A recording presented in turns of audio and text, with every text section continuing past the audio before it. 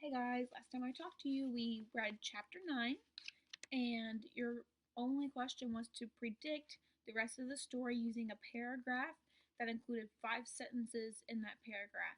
I've yet to have anyone give me or tell me their prediction, so as soon as I do, I will let you know what they said. We're in chapter 10, page 57. It's called Freedom of the Press. Judy Morgan was a reporter for the Westfield Gazette, the local newspaper. Westfield was a quiet little town. There was the occasional robbery, the teenagers got rowdy once in a while, and there was some shouting at the town council or the planning board now and then. But mostly, things were calm and orderly in Westfield, and every Thursday the Westfield Gazette proved it. Ted Bell sold advertisements for the newspaper, and he had a daughter in 4th grade at Lincoln Elementary. He told Judy that a bunch of 5th graders were making trouble and were not obeying teachers anymore, that there was something about a secret code word that they were all using, and half the students had been kept after school one day last week, including his own little girl. The only other story Judy was working on was about an 18 new trees that were going to be planted along East Main Street. The trees could wait, though. This thing at the elementary school sounded like a real story. So Judy Morgan showed up at the Lincoln Elementary School at 3 o'clock the day after Miss Chatham had been to visit Nick's parents. The sign on the door said, "All visitors must report to the office," and so she did. On the bulletin board outside the office, Judy saw Miss Granger's notice about the punishment for using the word Frindle. She stepped back 2 places, aimed her camera at the notice, and snapped a photo. She read the notice once more and then stepped into the office. Miss Freed, the school secretary, looked up and smiled. "May I help you?" "Yes, I'm sure you can. My name is Judy Morgan and I work for the Westfield Gazette. I'd like to know about that poster outside the office, the one about this word Frindle. Who should I talk to?" Mrs. Freed stopped smiling.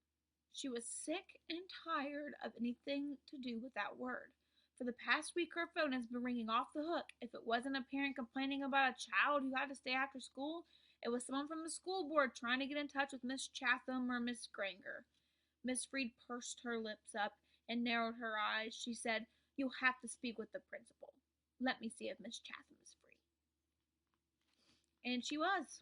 There isn't a principal alive who wouldn't find time to talk to someone from the local newspaper. The reporter was invited to Miss Chatham's office.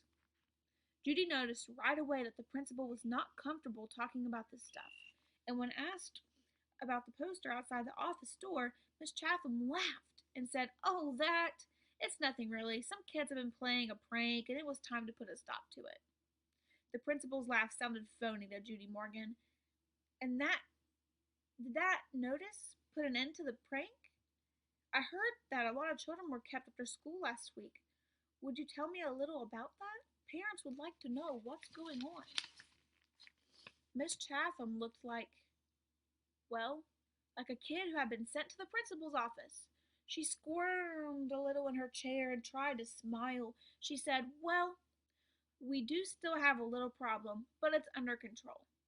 Miss Granger may have overreacted a bit. I don't think the children have really been trying to be disrespectful. They are just having some fun, and it's more like a difference of opinion." And then Miss Chatham went on to tell the reporter that she knew about the word Frindle and how it had become popular among the students. Judy Morgan took careful notes. And when the principal had finished, Judy said, "Would you mind if I ask Miss Granger a few questions?" Miss Chatham said, "No, not at all." But Judy could tell if the principal wished she would just go away. What could she say, though? Miss Chatham couldn't very well keep the reporter away from Miss Granger because, after all, America is a free country with a free press. If Judy really wanted to, she would talk to Miss Granger sooner or later. And it was sooner. In 3 minutes, Judy Morgan was standing at the doorway of room 12, looking in at Miss Granger. There was about 15 children sitting at desks scattered around the room, busy writing out their 100 sentences. She knocked, and the teachers and students looked up from their work. "Hi, I'm Judy Morgan from the Westfield Gazette, Miss Granger. May I have a word with you?" Miss Granger stood and came out into the hallway and closed the door. Judy could see past her and saw that every kid in the room was straining to listen. Judy noticed Miss Granger's eyes right away. Gray, maybe flecked with a little gold, and very sharp, but not hard or mean, just bright and strong.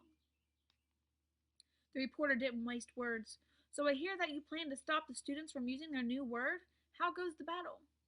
Miss Granger did not smile, and her eyes got even brighter. First of all, it is not a battle. I am merely helping my students to see that this foolishness should stop. Such a waste of time and thought. There is no reason to invent a new and useless word. They should even learn to use the words we already have. But of course, all of this is just a silly fad, and when you add an E to fad, you get fade. And I predict this fad will fade. Judy looked up from her notepad and asked, "Any questions how it all got started?" Miss Granger's eyes seemed to almost catch on fire at that question, and she said, "Yes, I have a very good idea how it all got started. It was one young man's idea, a fifth grade student named Nicholas Allen. And now you will have to excuse me, Miss Morgan, for I have papers I must grade." And with a brief, firm handshake, Miss Granger ended the interview. The reporter didn't leave right away, though. She walked back through the hallway and sat on a bench outside the office so she could look over her notes to make sure they made sense. It took her about 5 minutes. Then Judy stood up, put her notebook into her large black purse, waved goodbye to a frowning Mrs. Freed, and headed out the door. As she walked to the parking lot, 5 or 6 kids who had just finished writing their sentences for Miss Granger came out another door. Judy walked beside them, listening to them laugh and joke. Then she asked them, "Why do you kids keep saying Frindle? Don't you hate staying after school?" And a boy who was almost falling over from the weight of his backpack looked up at her and smiled.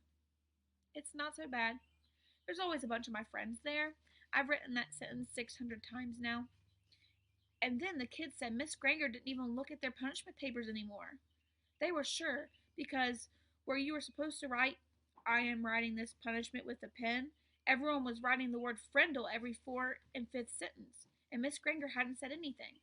One girl bragged that she had written the word Frindle 45 times on her sheets today. She grinned and said, "That's a new record." "And this boy named Nick?" Judy asked. "Has he had to stay after school too?" The kids giggled, and a tall boy with reddish-brown hair and glasses said, "Miss Granger has kept Nick after school so much that everyone thinks she wants to adopt him." The reporter smiled and said, "Do you think I could find Nick and talk to him this afternoon?"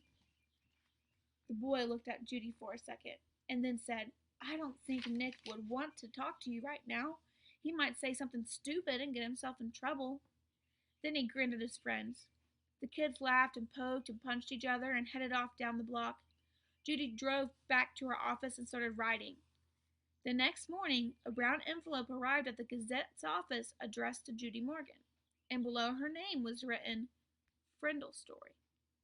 When Judy opened it, there was a class picture, the 5th grade at Lincoln Elementary School. Miss Granger and the 6 other teachers were standing at the ends of the rows, and the kids were dressed neatly, hair all combed, but there was something odd about the picture.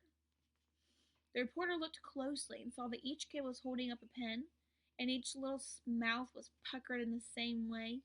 She was puzzled for a second, and then said softly, "Of course, they're all saying Frindle." Written on the back of the picture in the neat cursive was "Third row, 5th from the left." Judy looked at the picture, and there she saw the same grinning red-haired boy with glasses that she had talked to in the school parking lot yesterday. She chuckled and said, "Well, well, well. Pleased to meet you, Mr. Nicholas Allen." And here's a picture of the sentences the kids had to write.